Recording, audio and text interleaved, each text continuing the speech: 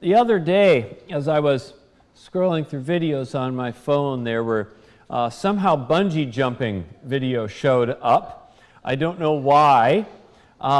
It's not an activity I have ever partaken in, or should I say, an activity in which I have partaken. And they show these videos. I'm looking at this video, right? They got this, young woman, and they are tied up by the legs, and they chuck her over this bridge. And, you can barely even see the bottom of this ravine. And she goes so far down, the camera angle makes it look like she's going to bottom out. And you're going, ah! And then bounces back up. And I thought to myself, yeah, no, I'm not doing that. I think my wife even asked me, would you ever go bungee jumping? And I said, heck no. I didn't say heck, but let's just leave it for that for now.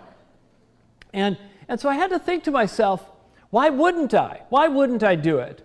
And I think it's for the same reason that I don't like roller coasters or any of those sort of thrill things, is I don't trust the equipment. And I know if you drill down on it, it's not the most rational fear. I mean, I fly on airplanes, and I haven't inspected them before I fly on them. I drive around the road, and I have no idea about the other people on that road. There's plenty of places where I do it, but somehow something with thrill rides, especially on those old wooden roller coasters, where you can hear the thing rattling, and I'm always convinced I'm going to go over the top and it's not going to hold and I'm going to go flying into the abyss. I mean, I know the statistics are low, but at the end of the day, I just don't have that kind of faith. I don't have enough trust in the people running that gigantic rubber band to put my life at risk for that. And that's really what faith is, right? It's trust. It's stepping out in trust. It's taking somebody at their word and following that. It's trusting their promise so much that you're willing to go out and do something really risky, and you're just assuming they will follow through on it. So when we get to this story here in the Bible of Peter walking on water to see Jesus, this is what we're getting.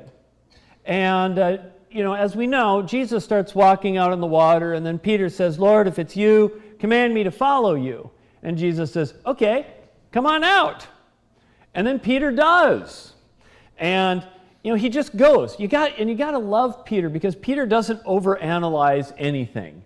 He just acts and goes. And for centuries, Christians have kind of made fun of Peter as being impetuous and sort of the impulsive and the kind of act first and ask questions later kind of kid.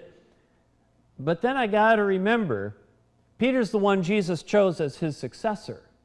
So that should tell you something. But as the story goes then, Peter's walking out, and he's going across the lake, and then suddenly he hears a strong wind and starts to worry. And you go, wait, you just walked halfway across water, but now wind is what's scaring you? But I think the wind just made him self-conscious somehow, and as he got self-conscious, it's almost a little bit like, remember those old Bugs Bunny cartoons? Where the person would go out and they'd chase the road runner over the cliff. The coyote would chase the road runner, and he'd be running, and he could just keep running on midair until he realized he was running on air. I think Peter's where they got the idea from. They didn't credit the Bible with that one, but that's what happened. So he gets self-conscious, he starts to sink, and so someone's going to come along and say, see, Peter lacked faith. But I'm like, lacked faith? I mean, he walked halfway out on the lake. What did the other disciples do? They just sat there and watched. Who's the one with low faith? The one who acted, or the ones who sat there and did nothing? And Jesus sees Peter. He lifts him up like he always does. When any of us follow, he always picks us up. And that's what he did. And then he says, why did you doubt? Which is a legitimate command or question. I mean, you walked halfway across the lake and you were fine, but the wind rattled you? And is that what makes you think this isn't going to work when you've already gone this far? Probably.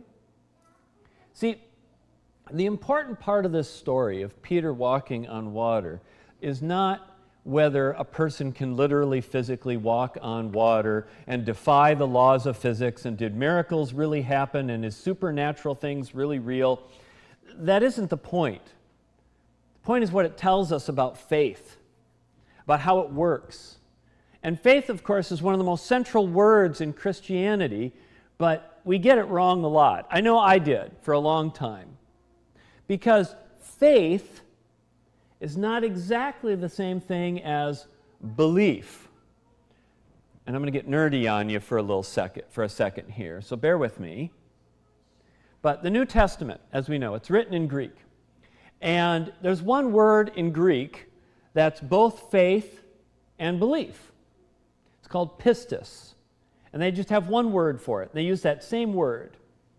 And so when someone sits down to translate the Bible into English, and they get to one of these passages, they have to make a decision, an editorial decision. Do I use belief or trust or faith? The word pistis showed up. Which one do I put in there?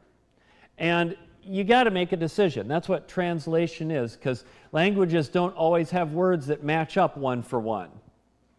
And so every translation is always only partly right. And most Bibles will tend to use the word belief more than trust or faith for that word. So when Jesus looks at his disciples and he says, all who, and this is how we usually read it, all who believe and are baptized will be saved. You could also say, all who trust and are baptized will be saved, or all who have faith in me and are baptized will be saved. But there is a subtle difference, isn't there?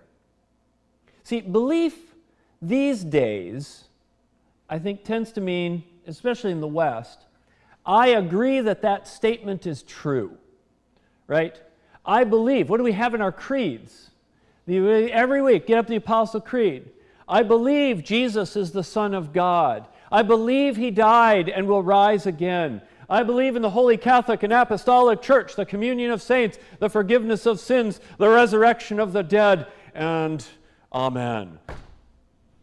These are statements that we agree with, but they don't say anything about whether I actually trust Jesus to do anything in my life. Martin Luther used to say that even Satan believed in God. And Luther was kind of a big believer in a literal Satan. And he said the problem isn't that Satan knows God exists. Satan knows Jesus is the Son of God. Satan just doesn't have any faith that God can save him. He doesn't trust. He believes, but he doesn't trust. I mean, I know when I go down to that random auto shop in that random town where my car broke down, I know that mechanic is a real person. I know this is a real shop and he's a real mechanic. I doubt whether he's telling me the truth that the only solution is a brand new axle sway bar and $800 coolant flush.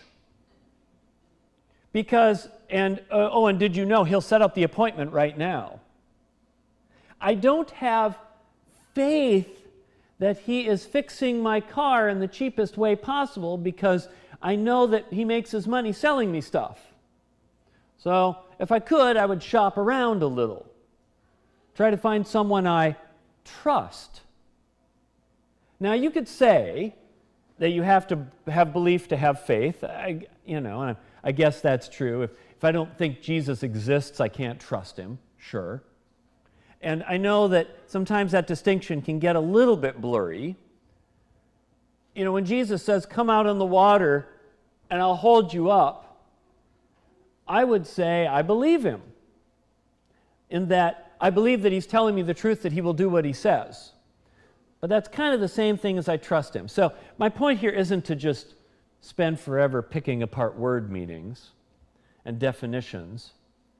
It's to say that our religion is not built just on belief in Jesus' existence and just belief in his divinity, but trust in him, in his promises. And if we do just the first one, the belief, without the second one, the trust, the faith, we're not getting it. It's like if I ask my wife, are there apples in the fridge? And she says, yes, there are. And then I go to the fridge, and then I check anyways. What's the word I'm going to get? You don't believe me. I believe you. I just wanted to see myself. Trust but verify. That may be good for nuclear disarmament, but it means I didn't really believe her. And if I say I believe in Jesus, but I'm afraid to step out and love my enemy because I'm afraid that loving enemies might not really work, am I doing the same thing? If you say you believe in Jesus, but you're afraid to go out and do something for the poor because you don't think it'll work and you don't think God can really change hearts and minds and you don't think it'll really make a difference, then am I not saying I'm struggling with trusting Jesus when he says, follow me and I will give you the power over evil forces and they will not harm you? If you say that you believe in Jesus, but you won't pray for healing because you don't think that really works, do you really trust in the power of the Spirit? If you say you believe in God, but you just can't bring yourself to be open to Jesus, being real in your heart in prayer, do you really trust him when he says, I'll be with you always? It's like if your religion is just agreeing with statements, then it's just academic. If it's something you're willing to put your life on, that's trust. That's faith. When I used to do college and young adult ministry, I would run into people who had had bad experiences with Christianity in their youth, and they would use that as the reason why they don't participate. And some of those stories were very true and very heartbreaking. Some of them, I couldn't quite figure out what was so heartbreaking and what was just, I just don't want to participate in anything.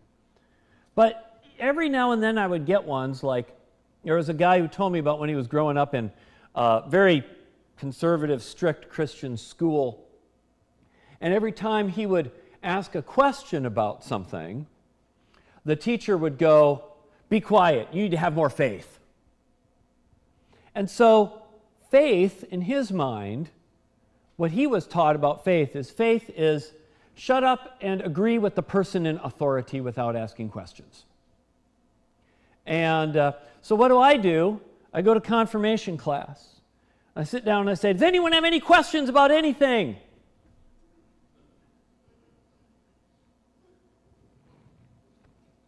Okay, so now I'm going to give you pieces of paper and you can anonymously write your questions and then I'll come back and read them. I'd get a couple. It always had to do with how the church treats gay people and hell. I'm like, wow, you got this far and okay. I got answers, let's talk about it. But it's always frustrating. It's like one guy, he wants to ask questions and they won't answer them. I'm like begging for questions. I don't get it. And being a kid, of course, and asking about things like Noah's Ark, that's always the one that gets people. It's always Noah's Ark, right? Do you really believe in a literal Noah's Ark? I was at my high school reunion, and a guy looks at me and he goes, Lars, do you believe in a literal Noah? And I'm sitting at like this towny bar with a not expensive beer in my hand going, no, I don't believe in a literal Noah. And he goes, that's why churches are dying. And I got this other friend there just kind of looking at both of us, and I'm like, yeah, because once you don't believe there's a literal Noah, you can just throw the whole thing out. I'm like, that is what my faith rests on. Whether God was able to literally pull those frogs from that cave in Indonesia, teleport them over to the Middle East, drop them down in this boat, and then teleport. Come on, man. My faith isn't in Noah. My faith is in Jesus and his promises to save. In our world, I see a lot of mistrust. I mean, that's part of how we have to live these days. We're taught that everything is a potential scam. I mean, I have to sit up here. I was here, 2 weeks, 3 weeks before everyone was getting emails where Pastor Lars is asking you for a favor, but don't call. As if, and it's a scam, of course. But this is how we have to live. Every email is a potential scam. Every person's a potential con. Every lover is a potential abuser. Every promise could potentially be broken. So protect yourself. Depend on no one. Always have a backup. Never leave yourself vulnerable. Part of me says that's really sound advice, because there's enough stories of us getting burned out there, of people, trust being betrayed, and lovers who leave us abandoned and penniless. It's real, I get it, but it's also left us in a world without faith in anything. And I came to realize it's not that we don't believe God exists. I'm not even convinced that most of the world really, truly believes we're just in a cold, empty universe. It's not so much believing that God exists, it's that our world doesn't have faith that anyone follows through on promises. I think it isn't that we're looking for something to believe. We're looking for someone to believe in. Someone we can trust. Someone who has our back. Someone who keeps promises. And that's what we're about, ultimately, is bringing people to faith and living a life of faith. Living that faith, stepping out and taking the risks in our lives to be loving people in the way that Jesus does, and help others see and feel in their hearts, not just that Jesus is real, but that Jesus has your back when you step out into the world to do things and change things and make a difference. We are not offering something to believe, but someone to believe in.